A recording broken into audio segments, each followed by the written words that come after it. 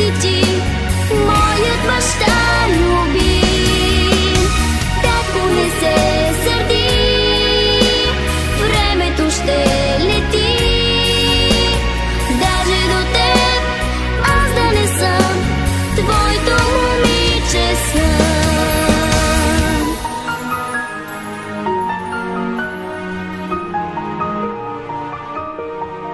На баща си дъщеря с протрити колена утешаваше ме ти, само с думичка една.